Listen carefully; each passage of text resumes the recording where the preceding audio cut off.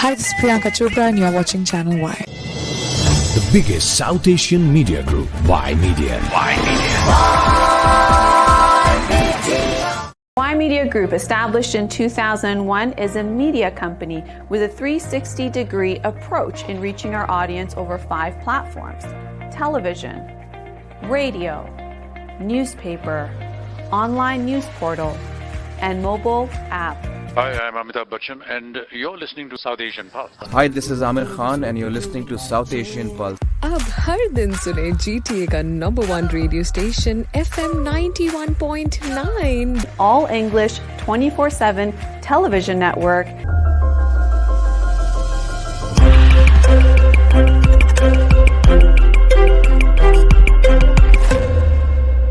You are watching Channel Y. Channel Y.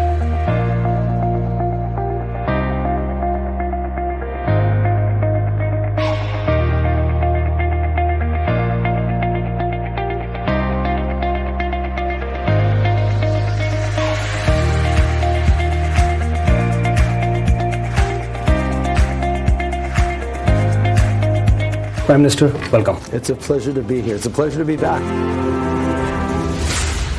Online, SouthAsianDaily.com.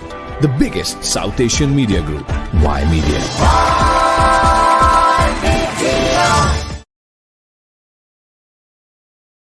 Hello everyone, my name is Jadoo. I'm the group editor at Y Media, and we all know that Canadians are a little bit concerned as far as inflation is concerned. There are certain concerns. Canada could be hit with a mild recession as well. But what is the federal government doing for that? Recently, they released almost a 92-page mini budget or the economic statement. So to discuss more about this, we have the Minister of National Defense, Anand with us. Minister, a very warm welcome on Y Media. How are you? Thank you for having me. I'm great. Namaste. Namaste, a very warm welcome. And Minister, so what's the government's plan? Canadians are a bit concerned about inflation, maybe mild recession, housing issues as well. Our goal, Yudhvir, is to make life more affordable for Canadians during this time. Some of the items in the fall economic statement, for example, include permanently making sure that student loans are interest-free, introducing a quarterly Canada Workers Benefit, which is new. Also new is a tax-free first home savings account.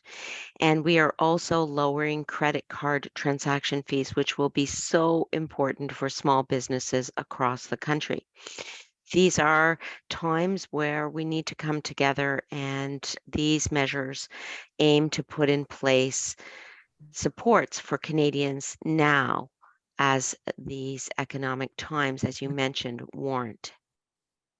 All right. And, one of the challenges that the Canadians are facing a housing crisis, and we see, as much as we all know, there are labor shortages, our birth rate is low, and we definitely need more immigrants. But the discussion has been on that, yes, we're planning to bring in almost 500,000 immigrants by 2025, and here we are having, a housing crisis. How would we manage that? Well, let's start with the point that immigration is fundamentally important to the growth of our economy and the growth of our GDP. I'm a daughter of immigrants, and many people in our community are in the same situation, and we realize that Canada is a place of opportunity. And from the government standpoint, we also see that there are benefits, especially in times of labor shortages, of having increased immigration. And that's why Minister Sean Fraser is working very hard to ensure that the immigration levels plan is such that these immigrants will be well in place by 2025. In addition, our government is committing $50 million to IRCC, that's the Immigration, Refugee, Citizenship Department, to make sure that the supports are in place so that processing can be more efficient. So all in all, you're right. Immigration was very important in the fall economic statement, and we believe in it's important for the country overall. Yeah, I was. Yeah, great. Welcome steps are all these, and I was looking at all these numbers, the support that we giving them, immigration department, settlement services as well. One quick question that I've always had is that how are we making sure that we're bringing people from all across the globe with diverse opinion as well? And sometimes we've seen in recent times as well, the opinions are very much divided. There could be some sort of tension. So how's government making sure that there's an inclusive policy? We definitely make sure they're all, not really taking things to the next level. Well, I will say that we believe strongly in diversity and inclusion in Canada, and that includes in our immigration policy. Let's be clear, Canada is one of the most diverse countries in the world. I ran for public office because I believe that our institutions, our government, our universities, our colleges, our public and private corporations need to ensure that there's diversity at all levels in these institutions. And that's what is reflected in our government's policies, including in a gender diverse cabinet that Prime Minister Trudeau has had since he's been elected in 2015. This is a priority for our government right across the board. I think we're doing good on diversity, inclusion, gender parity. All these things are great. I think we're taking the right approach. My main concern is integration. We've seen in certain countries, they focused a lot on integration. How do we integrate people focusing on the Canadian values, the common denominators, infrastructure, healthcare, education, innovation? Rather than these, there are people who are picking up fights which are related to their back home country issues, and we're having challenges here. And the community has a lot of concern. Just yesterday, I think there are around 15 representatives who met the new Indian ambassador from India. They raised the concerns, and every day this is a matter of concern on our radio shows, TV talk shows, but we're not listening much from the federal government on this one.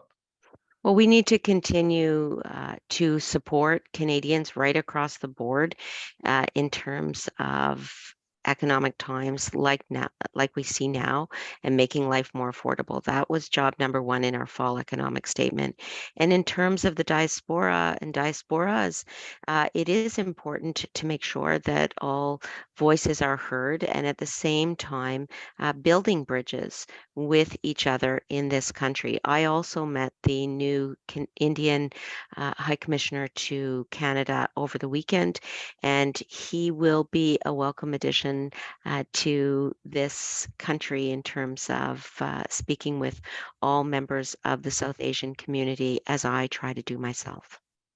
All right. I quickly want to touch upon the infrastructure thing. I see we still have an ambitious infrastructure plan for the following years, but most of that has been used up. I was seeing how much has Quebec used, Ontario, and all other provinces, Alberta, how much have they used.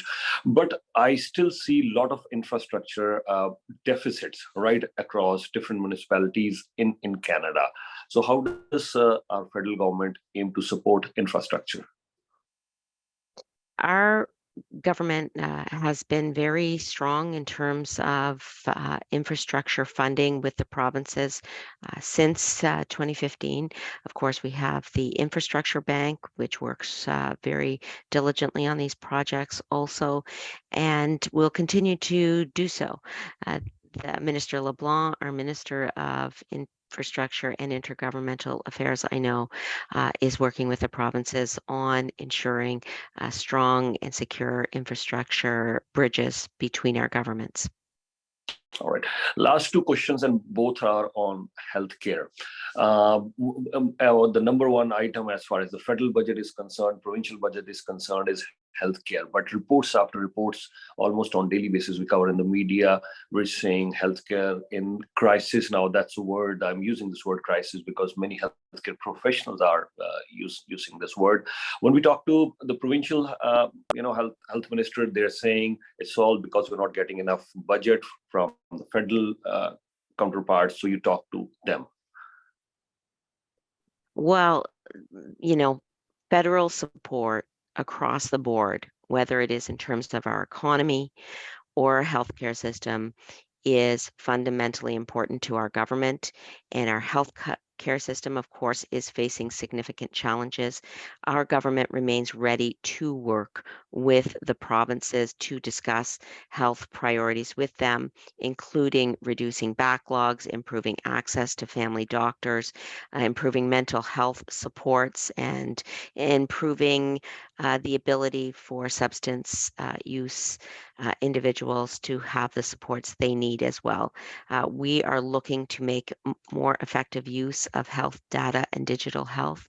And I know that my colleague, Minister Duclos, the health minister, is working on this with the provinces.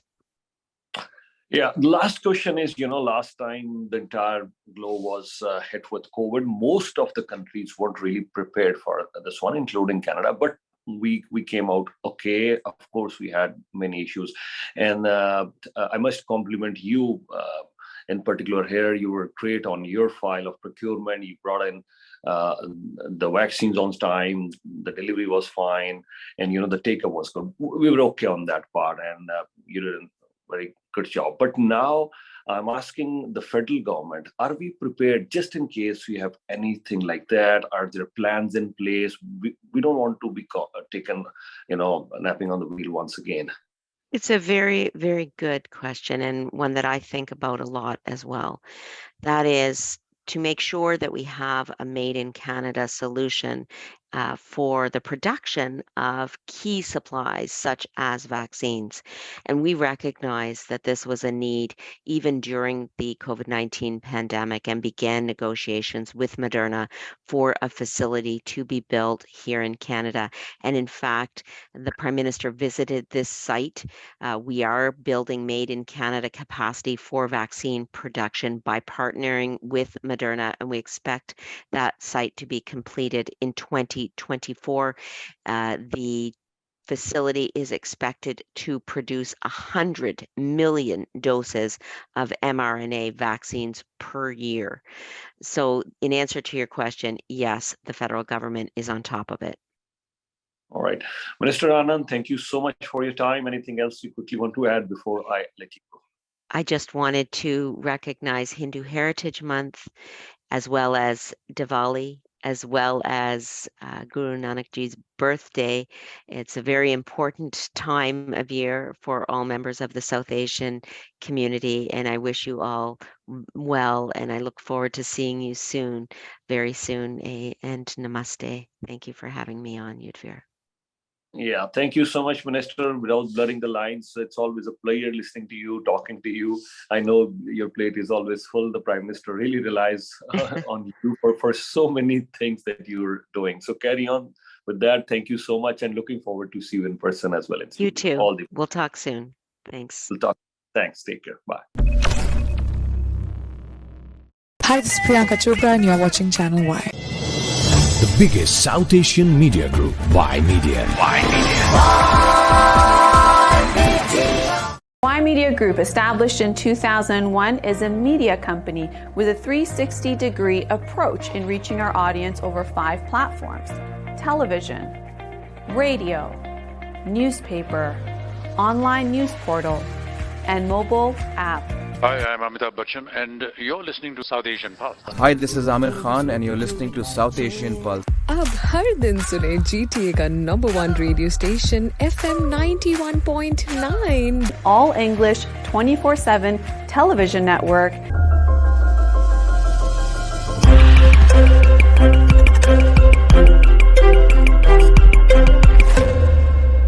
You are watching Channel Y. Channel Y.